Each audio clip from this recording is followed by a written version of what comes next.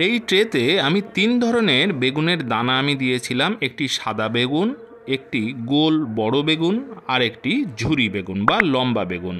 এই ট্রে থেকে আজ আমি বেশ কিছু ঝুরি বেগুনের চারা আমি তুলে বসাবো।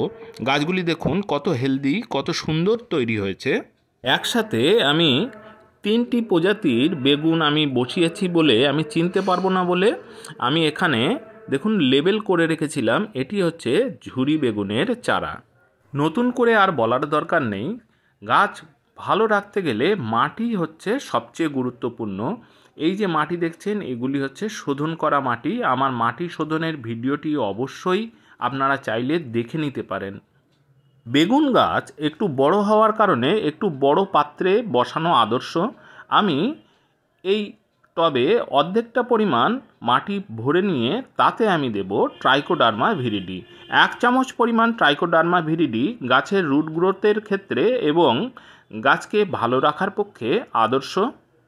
আপনি যখন টবে গাছ করছেন তখন আপনাকে সবচেয়ে বেশি খেয়াল রাখতে হবে টবের মাটি যাতে ভালো থাকে বা সুস্থ থাকে। এবার আমি চারাগুলিকে তুলে আমি বসাবো। চেষ্টা করতে হবে যেন শিকড় বেশি না ছেড়ে।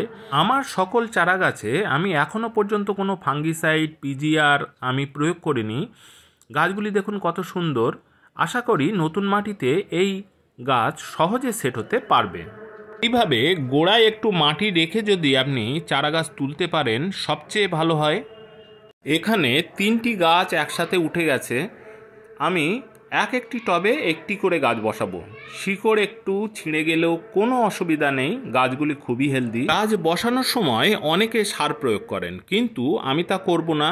আমি সব সময় বাইরে থেকে পরে সার প্রয়োগ করব, আগে গাছ সেট হয়ে নিক। এইভাবে গাছটি আমি টবের মাঝখানে বসিয়ে আমি চারদিক থেকে মাটি দিয়ে গাছটি ভালো করে আমি সেট করে দেব। গাছ বসানোর পর প্রথমে একেবারে গোড়া ভাসিয়ে জল দিতে হবে যাতে গাছটি সেট হতে পারে। এবার হালকা ছায়া জায়গায় আমি এটিকে রেখে দেব।